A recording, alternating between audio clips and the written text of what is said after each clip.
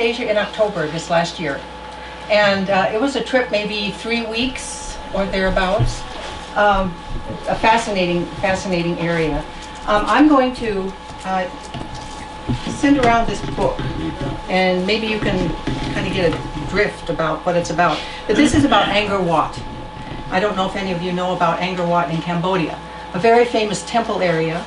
The neat thing about this book, of which I want you to, if you have a chance to do, is the back opens up into a map of the Angkor Wat area, so you can kind of get a sense for the where all of the temples are and everything. And then inside the book there are pictures of many of the temples.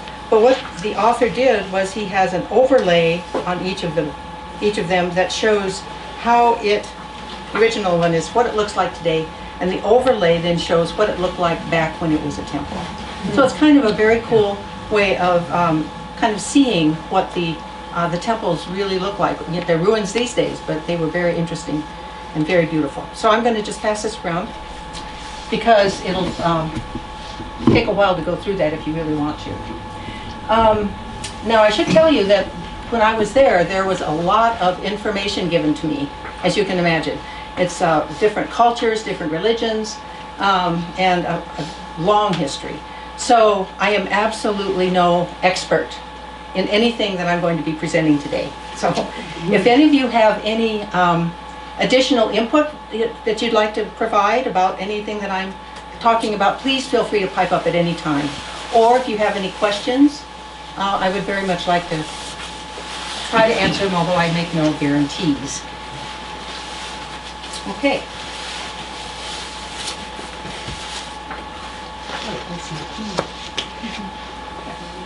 So I'm going to give you just a little bit of geography first.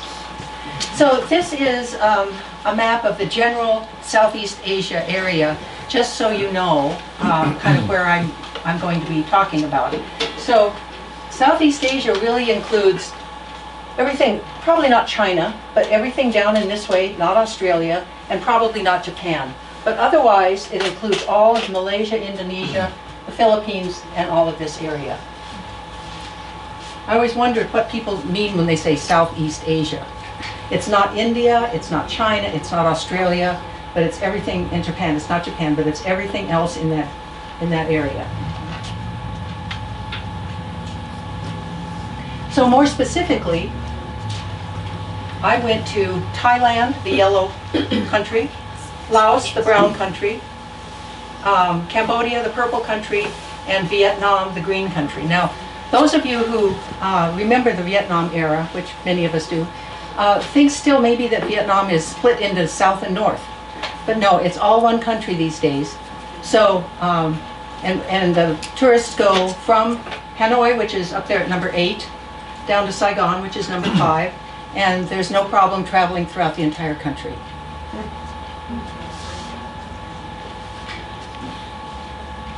So I wanted to just give you an idea about the Mekong River, because many of our stops were along the Mekong River. It's sort of fuzzy, I apologize for that. This is Burma, Thailand, Cambodia, Vietnam, and China. The Mekong River starts up in the Himalayas, so as does the Yellow River and a bunch of the other major rivers of Asia. And then it comes down, and you can see that it goes through Laos, it goes along the border with Thailand a lot of ways, and then down into Cambodia, and then finally down to the Saigon area, which is the Mekong Delta. So those of you who remember the Vietnam War know about the Mekong Delta. Oh, that's great. Thanks. And then the stars, the black stars, are where we were when we were traveling and where we were along the Mekong River. So really, the Mekong River is a very major tourist area, as well as a transportation hub, as well as a water source. So this is just the logistics of our trip. I flew from Denver to San Diego to Tokyo to Bangkok. That was the route in. I went with a travel company called Mountain Travel Sobek, and for those of you who've been to these before with me, know that name because I travel with them quite a little bit.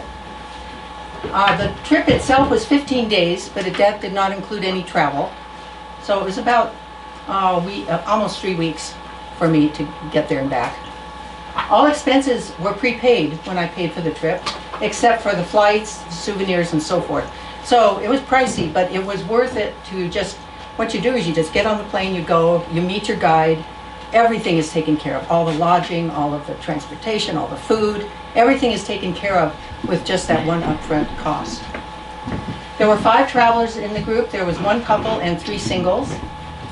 And our guide stayed with us the entire time. There were also local guides for the local areas, but the one guide was a French native. His name was Sylvain, and he now lives and works in Bangkok.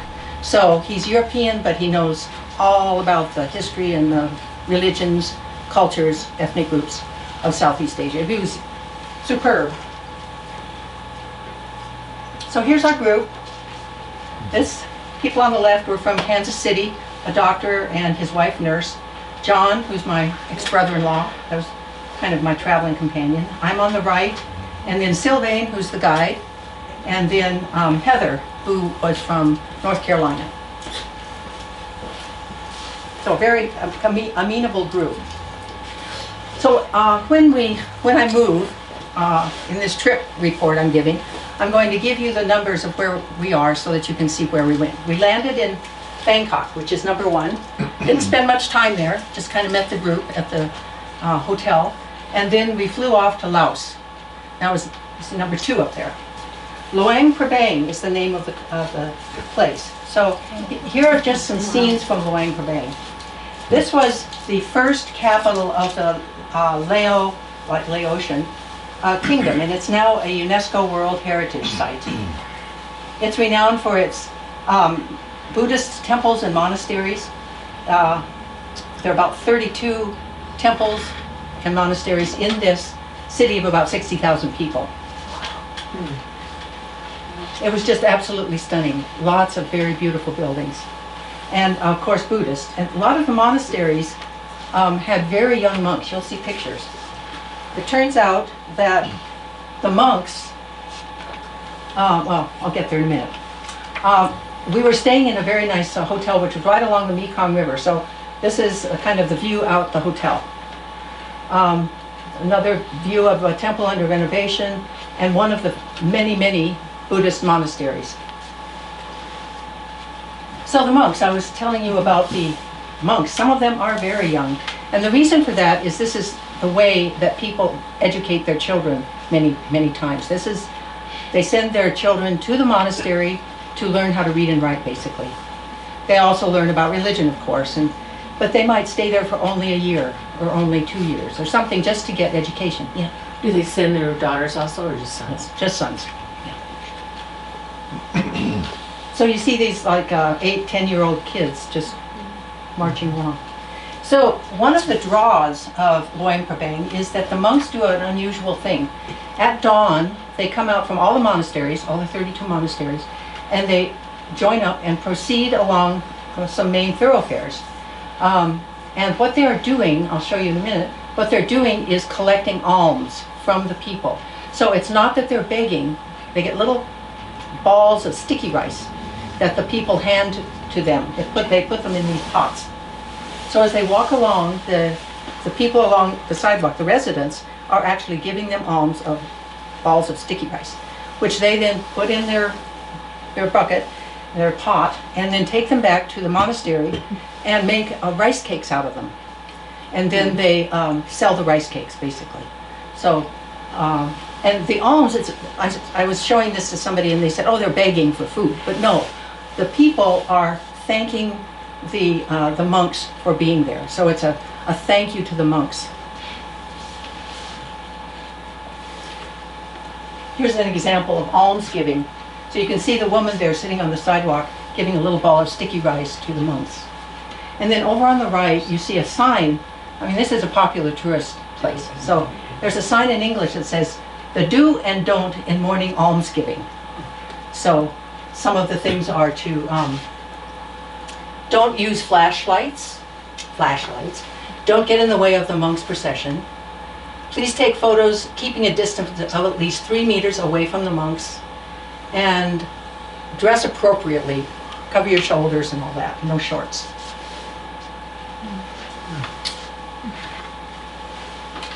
We also went to a hill tribe market. Laos is very mountainous, very hilly, and so a lot of people come down from the hills to sell their wares at the market. So here you have cooked meat. Here you have, oh, next slide. We have vegetables, people carrying their goods. Very fragrant walking through there. More vegetables, fish, raw meat, spices.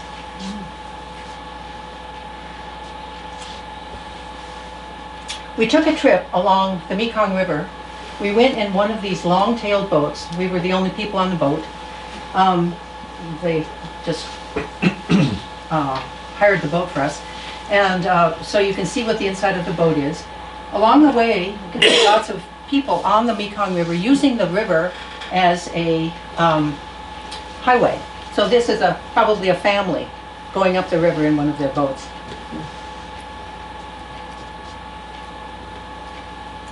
Along this river we saw a huge, I don't have a picture, but a huge bridge going across the Mekong River. And that bridge was built by the Chinese to make it easier for the Chinese to get to this area of Laos and Cambodia too. There were also bridges across in Cambodia. The whole idea, and they pay for the bridge, they pay for airports, they pay for roads. The whole idea was to make a 5-day drive, a 4-hour drive for the Chinese to come down into these countries. So the Chinese are really investing a lot in these countries. So these are current then? The structures are current? Very, like brand new. When we flew into Cambodia, the airport was a week old. Yeah, it was a week old. And the road to the airport was a week old. I mean, it was abandoned. I mean, we were the only airplane there. Wow. Yeah, no, brand What new was the stuff. weather like there when you were there in October? What was Weather, the weather? it was beautiful. It was not hot. No, Yeah. it was beautiful. The whole, everywhere. A little rainy at times, but. We went to the Paku Caves in the boat. That was the destination for the boat. It's this cave right here. I'm going to read you the history quickly. The first use of the caves for religious purposes was at the time when the local population worshipped Phi, P-H-I, or the spirits of nature. It is said that the caves are associated with a river spirit. It is believed that the Lao people first entered the river valley in the middle of the 8th century after moving southward from South China. It was not until considerably later that Buddhism first spread into the area from the west. By the 16th century, Buddhism had become adopted by the royal families of Laos, and the caves received patronage from that time until 1975. Every year, the king and the people of Luang Prabang, which is the town I was in, if you recall, made a pilgrimage to the caves as part of the New Year religious observances. Artisans were commissioned by the royal family to prepare sculptures. Many of the carvings in the cave date from between the 18th and 20th century. So, I have a little video here I want to show you of inside the cave. On the up and deep graph that is some of them is eaten by the termite. You can see the termite eat A bazillion Buddhas. we never throw Buddha away even under And it goes way far back too. So that's just the front side. on the up. So that was Luang Prabang number 2. Now we flew down then to number 3. Like small propeller planes? No, jets. Oh, they were. Yep, jets. We went to a resort in Champasak, Laos. And this was probably my favorite place to stay. Yes. It was these little cabins, kind of like 2-story things, right on the Mekong River. It was just idyllic. So here's a little video of what it looked like from my cabin, my accommodations. Mekong River.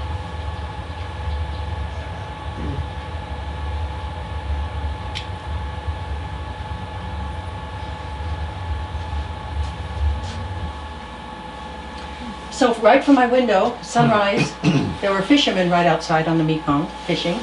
And then the sunset, of course, was gorgeous. So one day when we were there, we traveled and saw rice harvesting. Rice harvesting is done in much the same way that farmers here used to do things, where the community helps each other.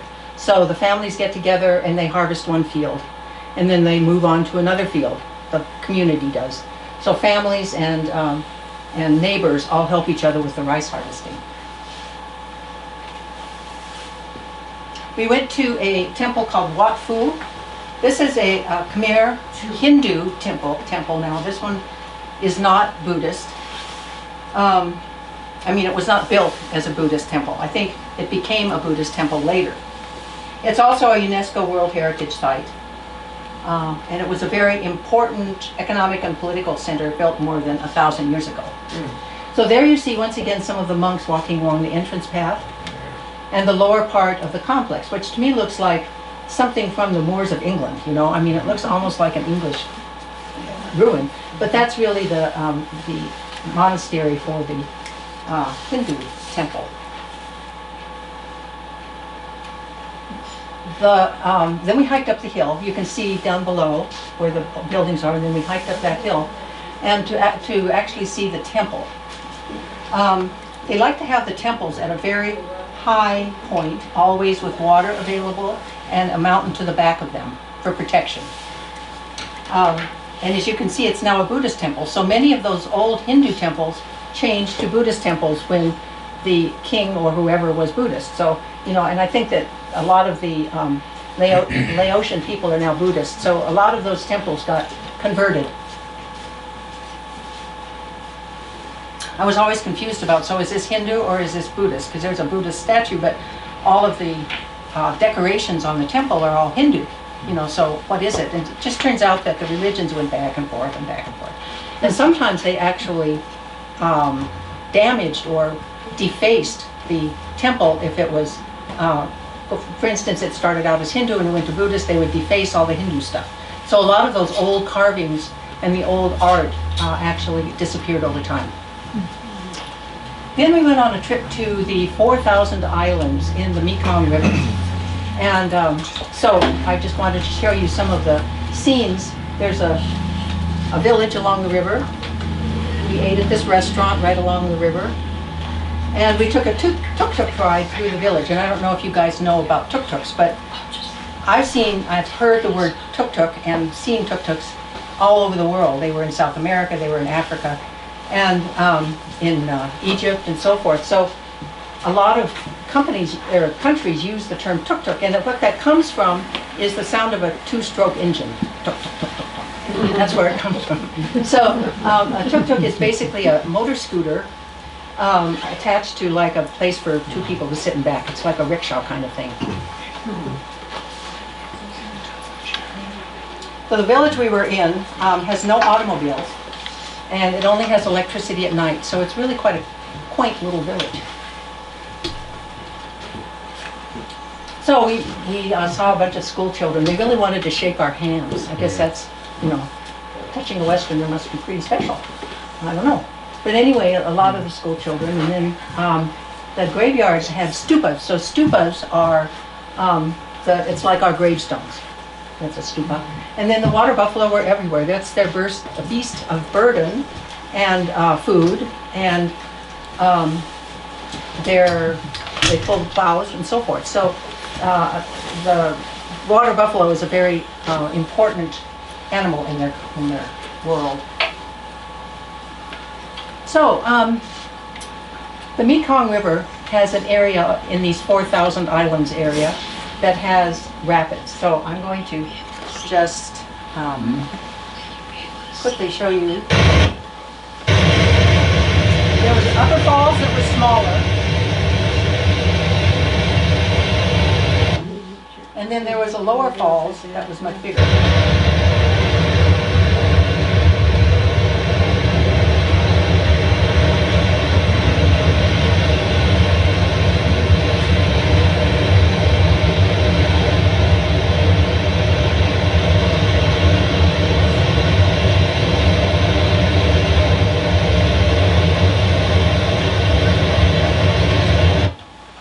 Now this is important because, for two reasons. This is the 9th largest waterfall in the world, this lower falls. And not in terms of height, because you can imagine Niagara Falls and many of the others are much taller, but in terms of water flow and, what was the other thing? Width. The width and the water flow make it the 9th largest waterfall in the world. And this is important because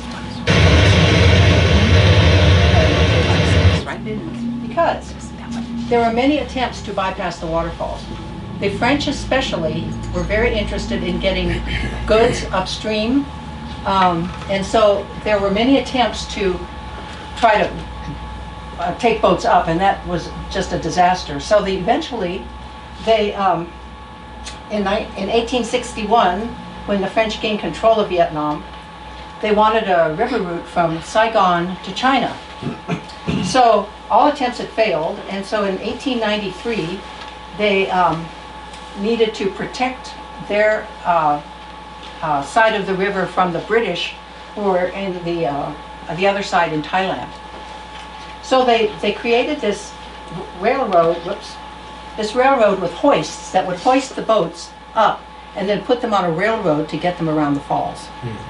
And that worked fine until finally technology was great enough that I think it was a Norwegian was able to actually get a power boat past the falls. And from that point on, they didn't need this structure anymore.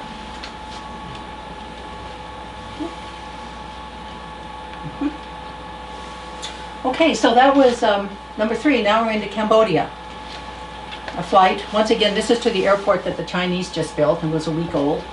And this is the area of Angkor Wat and the famous ruins. So pretty much that's why we went to Cambodia, was to see those. So Angkor is the name of the whole area of temples there. And there are many temples. I think, I don't know how many. That map would show you that's coming around. And Angkor Thom is just one of those.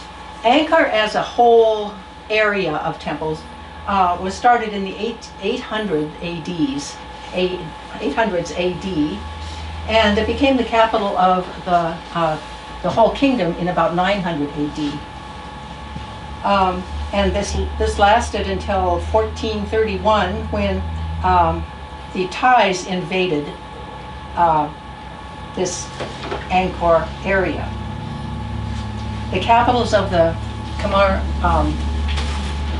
Empire were built in different areas around here. So each king would build a different area, and then they would sometimes build on top of the other ones. So it's really kind of a mishmash of temples.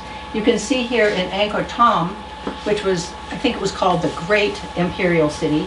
And then Angkor Wat was the minor, the lesser of the imperial cities.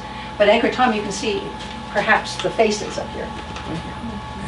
So, and there were faces on all 4 sides.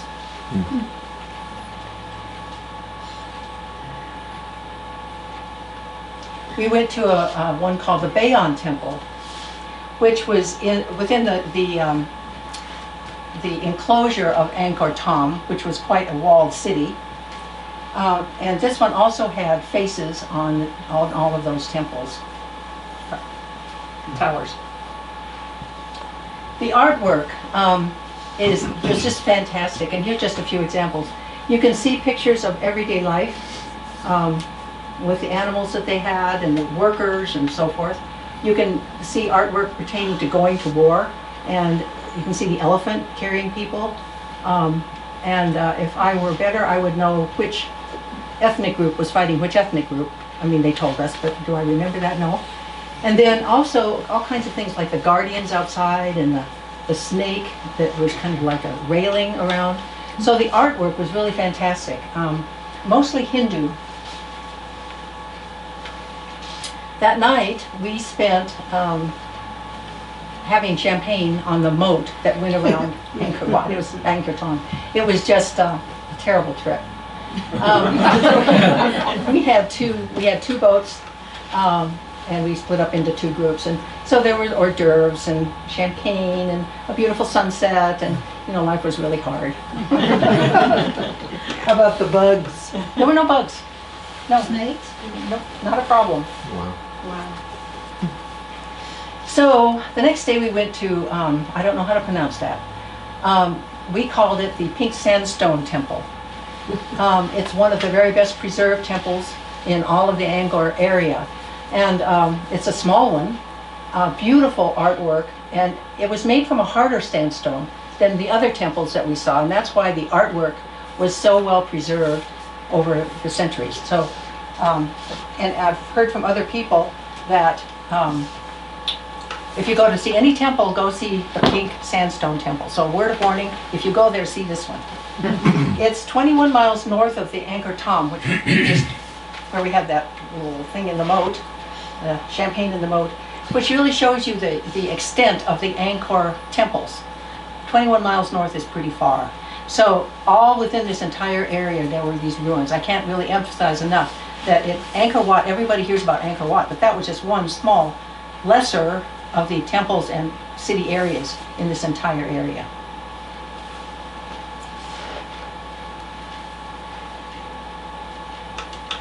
So I'll just show you some of the classic carvings and intricacy in this pink temple.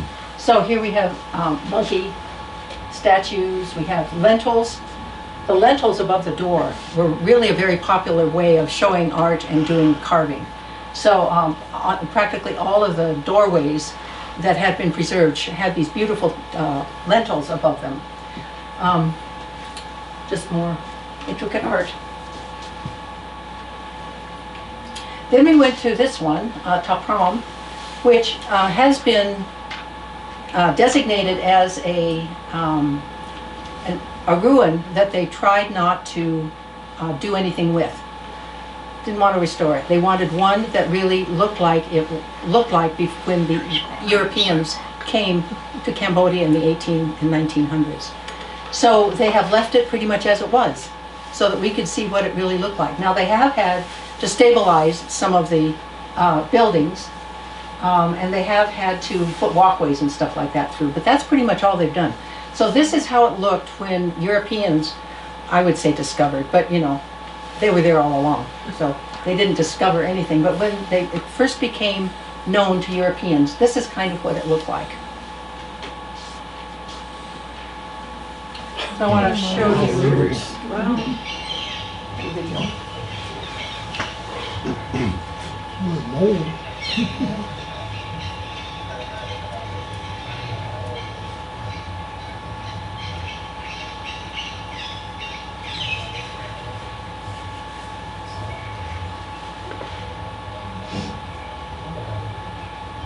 So what kind of trees are those that have the roots growing like I that? think they're ficus trees, big ficus trees.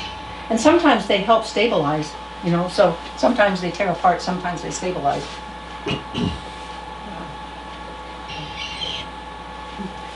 Okay, when we were here, we also saw numerous times these little bands, traditional music bands. And these guys all have been maimed by stepping on the remaining land mines in the country from the Vietnam War. So here they are asking for donations. So I'll just play this little video clip too.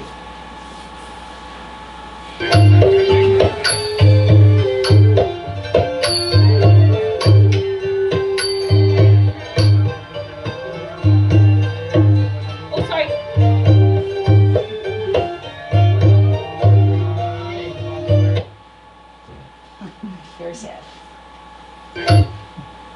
Okay, then the next day we actually went to Angkor Wat, which is the most famous temple and area, city. It's really a city within the Angkor area. Many of you have seen these iconic temples or towers. So this was built in 108 to 147 BC, is that right? Oh, sorry. Nope, that's not right. So you can see the intricate carvings here of the dancers, and this is a warfare. And you can once again see the two opposing armies.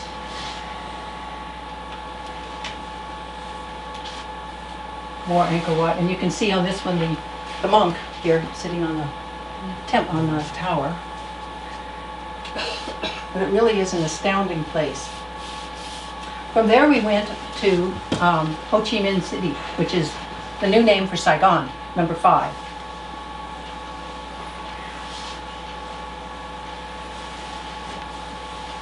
Saigon is absolutely astounding in terms of vibrancy and economic power. And as you can see, they love their motorbikes. And as you remember, this was a French colonial country. So you have all kinds of classic French architecture that remains from the war, after the war too. Wasn't destroyed. We went to a kind of a acrobatic dancing show in the opera house. Couldn't take pictures in there, but I did get pictures of the classic French opera house anyway. There's some pictures of the city at night. You can just see, it's not what I would have expected in Saigon for sure. It's they had areas of Fifth Avenue, New York type stores, and big long rows of very Western type stores, and lights, and I mean just really quite a beautiful city. We went on a Vespa tour. This was way fun. So these are classic Vespas, for any of you who might have known about classic Vespas. And they had collected these old Italian motorbikes and fixed them up, and then some entrepreneur, I don't know, was very creative and decided that they would start a tour company with Vespas. So we met with their little drivers and went on a Vespa tour. So this is my guy. He's really sweet. Very tall though, so it was hard to see around him. You know? But I have another little clip here of riding around Saigon.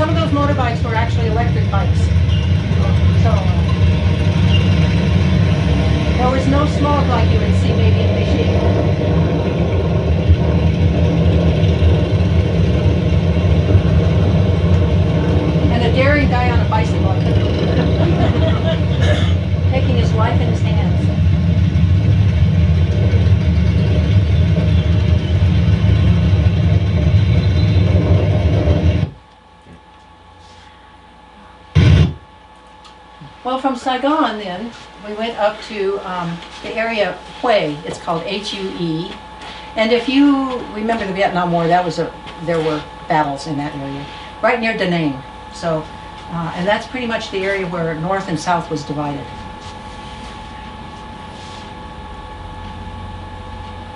We went to the Hue Imperial City. It was an ancient imperial capital of Vietnam. It was the intellectual center, cultural center. The Imperial City map shows the moat and the protective bastions and the gardens and the temples. It was beautiful. But here's a picture of the front gate, and you can see over on the right-hand picture, those are actually bullets from the Vietnam War during the Tet Offensive.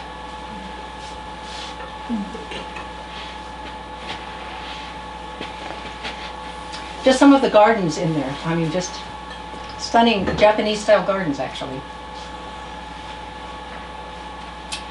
Okay, yet another mode of transportation for us was a cyclo ride. Now, a cyclo is a bicycle with a sort of a place for the rider to sit up front. So that's my cyclo driver over there. It was raining, so there was sort of a plastic sheet in front of me. And I'm going to just show you a little bit of driving through Hue in a cyclo. And I want you to note also the motorbikes in the rain they all have ponchos on. Some of the ponchos are really quite creative. They come with the bike. I think you buy them for that bike. And they have clear plastic where the headlight is and for the blinkers and all that stuff. And then they have a place for your helmet and it covers up the entire motorbike. But anyway, you'll see how they deal with rain over there.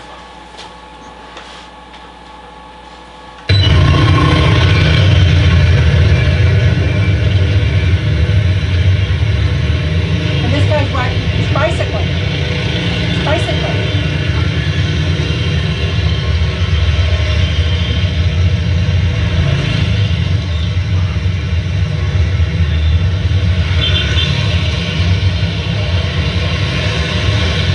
People have to pay a parking lot space for their motorcycles. So you can't just park your motorbike anywhere.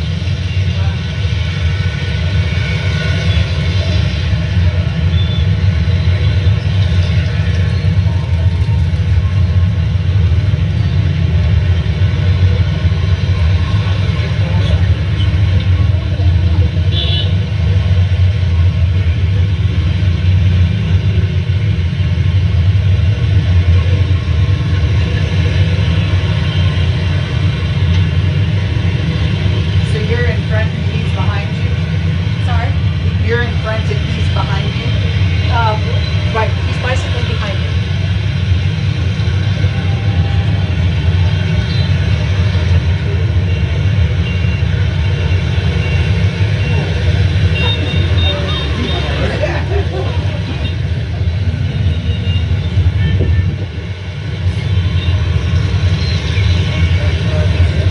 Crazy, this is crazy.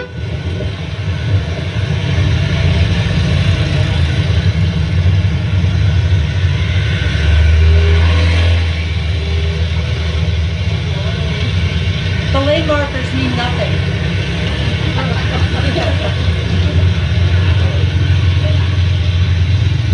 Driver's on the right. Yeah. Yeah, and they're like here, right? Yes, Yeah. driving on the right, exactly right. And I can't believe that this bicyclist was really kind of keeping up with the traffic. Yeah, he was. I know. Golly. It was really pretty amazing. But I did feel like I was taking my life in my hands. We visited some tombs and temples of the last emperors of Vietnam. Now these were all the Nguyen family. So you remember from the Vietnam era, the Nguyen's, Nguyen. That was the royal family, and a lot of people took their names from that royal family. So the Nguyen family was in power from 1802 to 1945, and this area right here is another UNESCO World Heritage Site. That's the picture over there of the last emperor before communism. Okay, so we're down now to number 7. We actually drove from Hue down to this number 7, and we visited something called the Cham Museum. I'll talk more about the Cham people in a minute, but I wanted to show you their art. It's so much different from the normal Hindu art that you would see there. I mean, it's much more playful, much more smiling, much more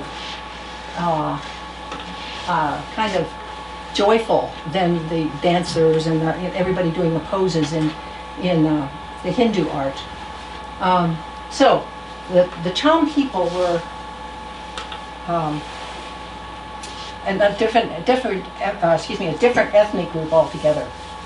After we went to this Cham Museum, we went to a Hoi An market. Very colorful. Hoi An is just a beautiful, beautiful city. and very colorful, as you can see. They had a light festival while we were there, and lots of lights out on the river and the lake. Over on the lower right, you see a woman with a candle kind of in a cardboard thing, and people were putting those out on the water. It was really a beautiful place to walk around. That bridge is a Japanese covered bridge, 400 years old. We went to Misan, which is the capital and the religious center of the Champas people. I mentioned them earlier. So once again, you see the playful kind of artwork here. These temples were very well preserved. They were made out of brick as opposed to carved sandstone. And there was resin between the brick that really did keep them together. These are very old. I don't know how old, 7th to the 13th century. And so what they would do is they'd of course make the bricks, they'd fire the bricks just like we would. They'd build the temple, they'd do the carvings and so forth, like these down here. And then they would cover it with something and fire the whole thing again. So it was double fired, and that's one of the reasons that it has survived. These have survived so well. Over here you see a big kind of little pond. That's a bomb crater from the Vietnam War. This was very heavily bombed. You might remember the Misan bombings.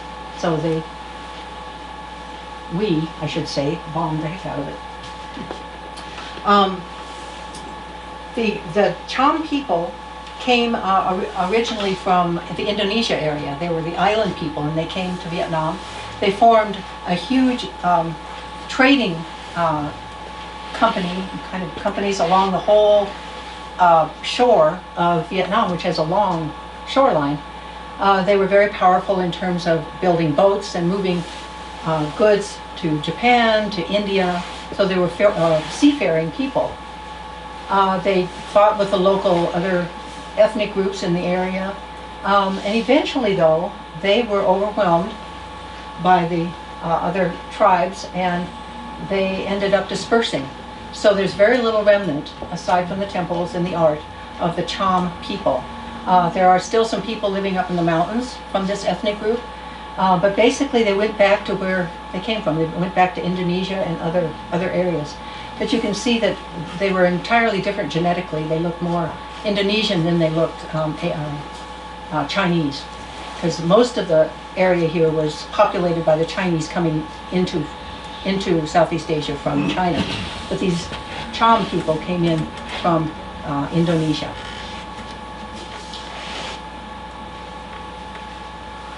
Okay, so now we're going up to Hanoi. That's number 8 on the stop. So Hanoi, yeah, ubiquitous McDonald's. And there were Kentucky Fried Chicken, Pizza Huts. Yeah. Anyway, just some street scenes. Once again, the fruit everywhere. The fruit was fantastic over there. And I wanted to show you this picture. It's kind of busy, but you can see 2 women chatting out here on the street. But I wanted to show you the inside of this building. Usually the buildings are very tall.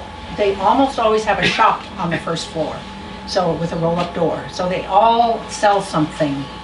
And so the first floor is usually part of the shop or part of the goods that they're selling. And then you see the staircase going up. So they live in the upper stories. But everybody has a shop. And sometimes they rent out the shop to someone for selling whatever the person wants to sell, and then they continue living upstairs. But they're little shops for everything. I mean, just, yeah, it's no big markets.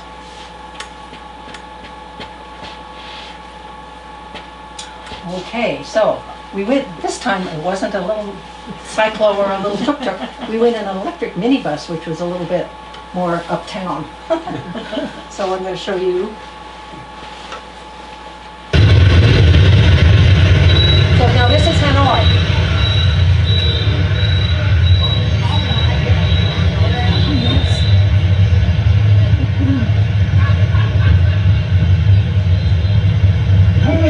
Sorry. Can you turn the air conditioner a little bit down?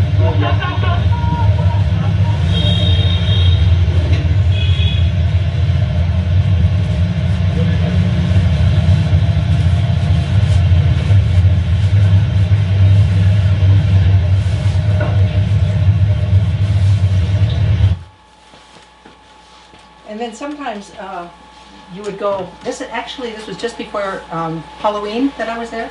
So you can see here that there are pumpkins for sale, little paper pumpkins, and there was a shop that I saw that had costumes, and so they're really into Western Halloween, apparently.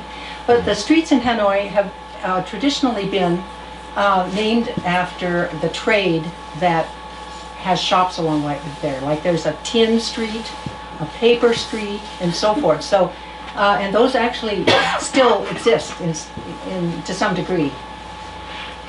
So anyway, this little trip through Hanoi was educational and interesting.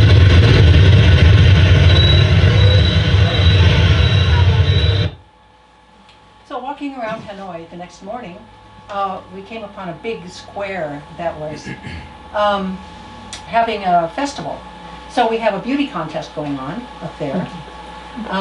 We went to the Ho Chi Minh tomb and had our picture taken in front of the Ho Chi Minh tomb. But then they also had, they were having competitions, like a parade kind of. So the different villages in Hanoi would all send their representatives to the village competition. And they would do their dance or whatever they were going to do. This one is sort of a martial arts one that I was watching. Let's see.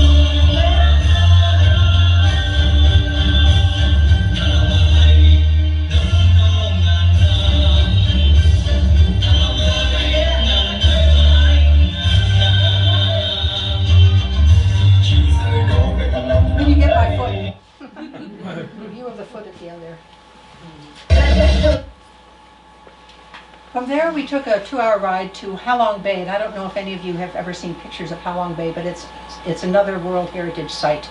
It's a bay just off, kind of off the Nang and Hue and Hanoi, up in that neck of the woods, and there are boats that go out into the bay overnight. So we were on one of those boats overnight. We went, these are all limestone islands that poke up. And it's just absolutely sunny, especially at sunrise, sunset, and if it's misty. But we took a large ship around all of these islands and had good food, and we had Tai Chi lessons, and we had massages, and we had cooking lessons, and it was way fun. I went kayaking one day, people went swimming. But anyway, we were just there for an afternoon and an evening and a morning. But I want you to remember Halong Bay because it's a very famous site, and you'll see pictures of it, I'm sure, sometime. What was the temperature like? It was shorts weather. So every night, all the boats that were out had to kind of congregate into one bay there. They wanted us to all be together. So that is we were in a boat just like those. It was a stunning evening, as you can see, with the moon. Absolutely beautiful. When we got back to Hanoi, we went to a water puppet show. And this is kind of the stage. There's a pool of water in front, and I'm going to show you another little clip of this. Now, the reason that this is called water puppet is because the whole area of where this was, and pretty much all of Vietnam, is a rice growing area, very water oriented. Their livelihood comes from the water, their food comes from the water. And so they honor the water in this way. And I'm just going to show you a brief clip of what that was like.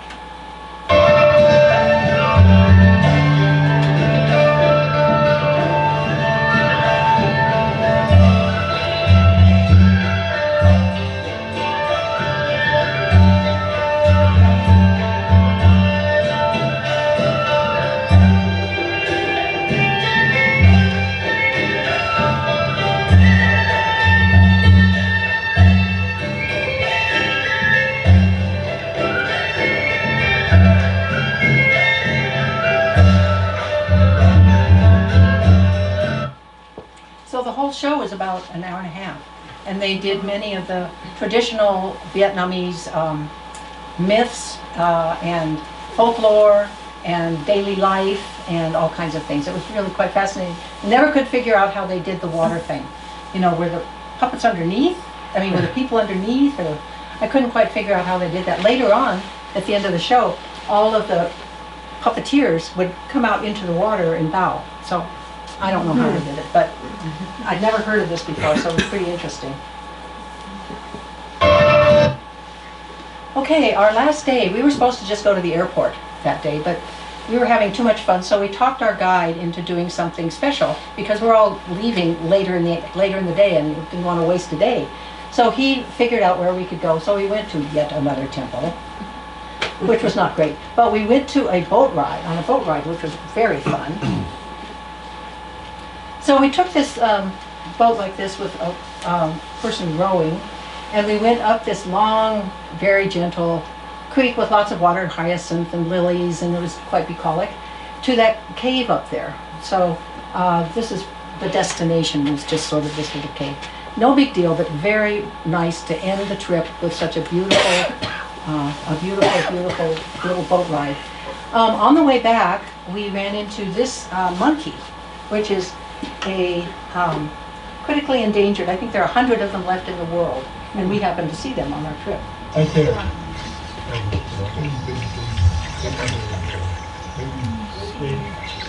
There he is, black and white. It's called Delacour's langura. So that was pretty special to end with, I think. It's an endangered species. And then I just wanted to give you an idea for what our hotel rooms were like, just so you know. So in Luang Prabang and at the resort in Champasak, Ho Chi Minh City, which is Saigon, I had a view of the city, in Hue, and then on the boat, and then again in Hanoi. So they were all top-notch hotels. Couldn't complain at all. So with that, farewell to Southeast Asia. And I'd be happy to answer any questions if I can. Ho Chi Minh's grave looked like it was a Grecian type, like the Parthenon or something like that. In Ho Chi Minh City? Yeah, where Ho Chi Minh was buried. Oh, right. Right. Grecian, was it? Yeah, with pillars. Yes, very much so. Yep, very much. We didn't get to go into that one. We did go to see that, do you remember the Hanoi Hilton? Remember talking about? We did go into the Hanoi Hilton, and there were displays. We couldn't take pictures, but there were displays in there of the POWs. First of all, the Hanoi Hilton was used by the communists to punish the rebellious Vietnamese who were fighting against communism. And so there was a lot of that in there too. And that it was kind of ironic in that they showed, in that case, they showed how horrible it was for the French people that were being punished for the rebellion. And so then they showed how the communists treated the Americans who were there after that. And it was a totally different story. Look how well we treated the Americans. It showed the Americans hale and hearty. You remember those pictures of the Americans coming back from Vietnam? They were emaciated, they were really tortured. But no, they didn't show any of that. They showed playing tennis and eating good food. Fake news. Well, any of you guys in Vietnam era? I just wondered if anybody was there and actually saw Vietnam when it was. Terry was. Oh, Terry. What did you think of these pictures of the places that you might have seen? Looks like we didn't lose 100%. Everybody says we lost, Yeah, but they're doing just fine over there. They are doing. Well, it makes me wonder, where did the money come from to rebuild? I don't know that for sure. I don't think China had much to do with that. But they have been very astute lately, especially in their investments in building and manufacturing and sending overseas their goods, that kind of thing. So, and then I know that there are also vying with Thailand for being the biggest rice producer and exporter. So I think they just made the most of what they had. Well, and tourism must be, Then tourism. yeah, good point, interesting. Well, what did you eat mostly? Well, you saw the markets, right? So a lot of fruits and vegetables were just wonderful. And a lot of fish and chicken and some red meat too. So it was pretty well balanced actually, but a lot of fruit and vegetables, yeah. And a lot of food. They would just keep on bringing a lot of rice, of course. They would bring food and bring food and bring food. Our guide was funny. He was, he was sort of in charge of figuring out where we would go to eat, and he didn't want to insult any of the places that we were eating by sending food back to the kitchen. And there were only 5 of us, right? There were 6 of us with him. And so he was, he said, here, have more, please. But he, I guess it's an insult to send food back to the kitchen, so yeah. What about language? Did you run into people that did speak English? Oh, or- yes. Oh, yes. And everybody wanted to practice their English. And the young people especially were good at it, so, yeah. Why did you pick Southeast Asia? Well, it was never really high on my list, I must admit, but this trip looked especially interesting. If I were going to do it, I would do it with this company, do it in this way. So I just decided the time was here to do it, so, yeah. Where to next? Portugal. Doing a kayaking trip in Portugal next summer. Oh, wow. Yeah. Cool. From vineyard to vineyard. Between the port and the wine. Could be a long kayak. My youngest brother fought in Vietnam. Oh, yes? That's one reason I wanted to see. Oh, good, But I good. didn't take time to look up. I finally have 2 or 3 letters from him to tell me where he was. Right. But, You would be surprised at how they've come back, I think. yeah. I was expecting small villages everywhere, and I wasn't expecting big cosmopolitan areas. So it was quite the surprise for me. Did you go into any private homes to see how No, people? we were supposed to do one, but somehow that fell through. But it would have been one of those big, tall, vertical buildings, and how the family lived in the upper stories, and that was a disappointment. Do you ever read ahead of time where you're going so you'll kind of have some knowledge? No, I just go and Have fun. let it flow through. Okay. And sometimes it flows through and goes away. Oftentimes. When did you go? Last October. Oh, recently. Okay. Mhm. For how long? It was about a total of 3 weeks. 3 weeks. The trip itself was 15 days, but with all travel and everything. How long was the flight over? Oh, torturous, torturous. I can't remember it. Kind of one of those things that flowed through. But I remember it was exceedingly long. It was from San Diego to Tokyo. Yeah, Yeah, so that was. It was 10 hours, 8 hours Yeah. or something. No, like I think that. 11. Well, and then you have the time changes too. That Oh, going Throw over the things date off. line and all that stuff, yeah. And then coming back, we came back from Hanoi. We flew right out of Hanoi, so. To Tokyo. And Tokyo. Yeah. Okay. Right. We were flying Japan Air. Did you spend any time in Tokyo? No. That's it. That I recommend. We went to Japan, and I would highly recommend it because it's not what you think it is. You get pictures in your mind, and yeah, Yeah, tricky. Have to add that to my list. yeah, I would recommend it. My granddaughter and her husband went to Japan recently, this past summer, yeah. They enjoyed it. Yeah, they did enjoy it. Every week, Leslie. I knew you was on the trip, so I asked Ron every week where you was. Did he know? Yeah, he pretty much knew where you. I don't know where. Thanks for caring. Yeah. It's pretty crowded as compared to here, right? With lots of people. Lots of people, yeah. Now, I would say Laos is not crowded. I really like Laos best because it's hilly, mountainous, vegetated, and not crowded, and very friendly. So, and not big cities, Yeah. That was my favorite country. It's more like here almost. Yeah. It looked very clean too. It was very clean.